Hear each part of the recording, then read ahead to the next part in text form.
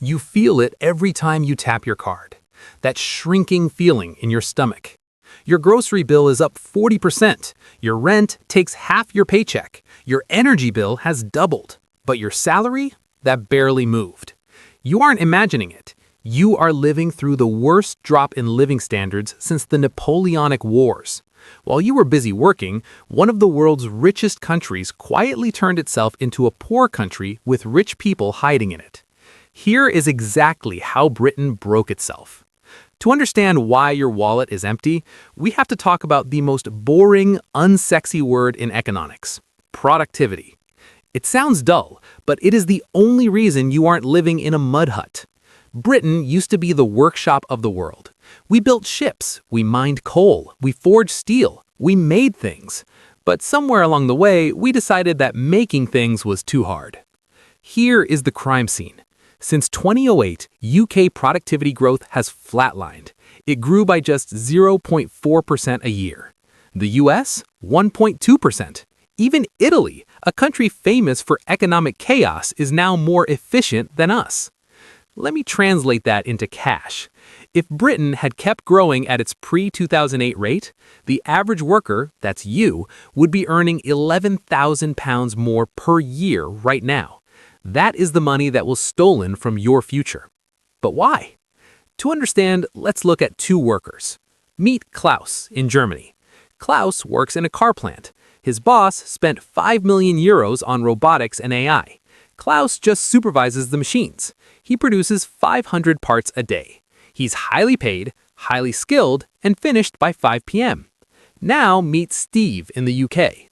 Steve works in a distribution warehouse. His boss could buy a conveyor belt system, but why bother? In Britain, it's cheaper to just hire Steve and 10 other guys on 0-hour contracts. Steve lifts boxes until his back gives out. He's exhausted, paid minimum wage, and produces a fraction of what Klaus does. This is the British business model, the low-wage addiction. British companies invest less in technology and machinery than almost any other developed nation. They don't innovate, they just squeeze cheap labor harder. And the government? They're running a 21st century economy on 19th century infrastructure. Trains that are older than your grandmother, broadband that makes dial-up look fast, roads that look like the surface of the moon. We stopped investing in our own country, and now we're shocked that the country stopped paying us back. But lack of investment wasn't an accident. It was a policy choice. Enter the villain of the 2010s, austerity. After the 2008 crash, the government told you a lie. A very simple, very seductive lie. They said the government is like a household. If a family spends more than it earns, it goes broke. So the government must stop spending. It sounds logical, but it is economically illiterate. When a government stops spending, it doesn't just save money, it kills demand. If you fire a nurse, she doesn't buy groceries. The grocer loses money, so he fires his clerk. The clerk stops paying tax. The economy shrinks. Between 2010 and 2019, Britain enacted the most brutal spending cuts in its modern history. They slashed council budgets by 50%. They froze wages for a decade. And what did we get for all this pain? We got schools made of RAAC concrete that are literally crumbling onto children's desks. We got an NHS with 7 million people on the waiting list. Think about that. 7 million. That's 10% of the population waiting for surgery or diagnosis. And here's the kicker. If your workforce is sick, they can't work. We now have 2.8 million people long-term sick. We saved pennies in 2010 to lose billions in 2024. It wasn't prudence, it was sabotage. But low wages are why you get poor. Housing is why you stay poor. Britain has successfully transitioned from a capitalist democracy to a neo-feudal state. Let's play a game. You're 25. You want a modest 2-bedroom home. In 1997, that house cost 3.5 times your salary. Doable. Today, it costs 9 times your salary. In London, 12 times. This isn't a market, it's a hostage situation. And the hostage takers are a specific demographic, homeowners over 50 who vote. The scam is simple. In 1947, Britain passed the Town and Country Planning Act. It essentially made it illegal to build anything without permission. And who controls the permission? Local councils. And who votes for local councils? people who already own houses. And what happens to their wealth if we build more houses? It goes down. So they say no to everything. They tell you it's to protect the green belt. They invoke images of rolling hills and Bambi. In reality, much of the green belt is intensive farmland, derelict car parks, and golf courses. We have prioritized the view of a retiree's window over the ability of a young family to have a roof over their heads. This has created a two-tiered society. Tier 1, the inheritors. Mommy and daddy own property, so you will be fine. Tier 2, the rent serfs. You will spend 50% of your income paying off someone else's mortgage. You will never save. You will never invest. You will never start a business because you can't take the risk. We have turned an entire generation into cash cows for the asset class. And while the young are being bled dry, the geography of the country is being torn apart. Look at this map. This isn't a country, it's a city-state called London with a support network attached to it.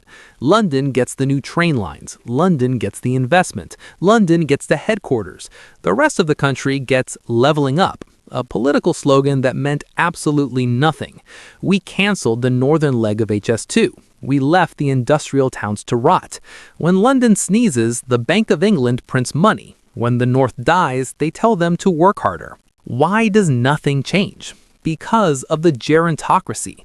We have built a political system that exists to transfer wealth from the working young to the retired old.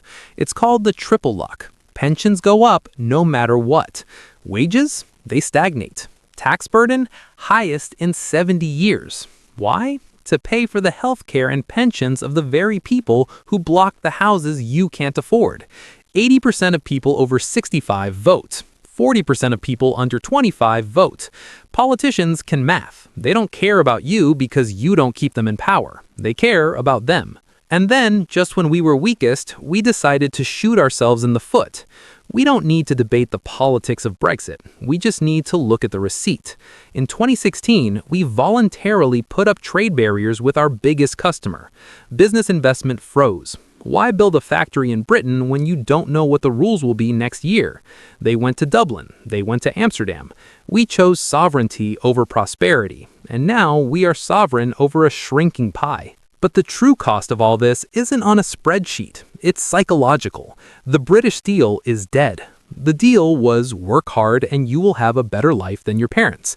That contract has been shredded. For the first time in modern history, the next generation will be poorer than the last. And the result? The brain drain. Junior doctors are moving to Australia where they earn double. Engineers are moving to America. Scientists are moving to Switzerland.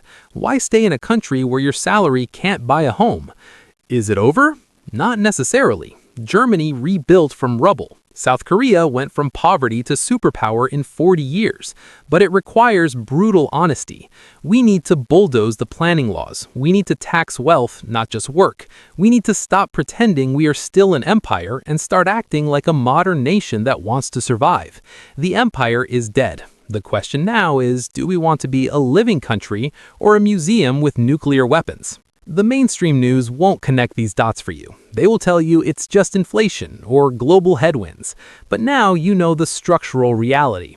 If you want to understand not just what is happening, but why it is happening, and more importantly, how to protect yourself from the economic collapse that is already here, you need to be subscribed to this channel. We are dissecting the global economy one disaster at a time. Don't be like Steve. Be informed. Click that button, turn on notifications, and I'll see you in the next one.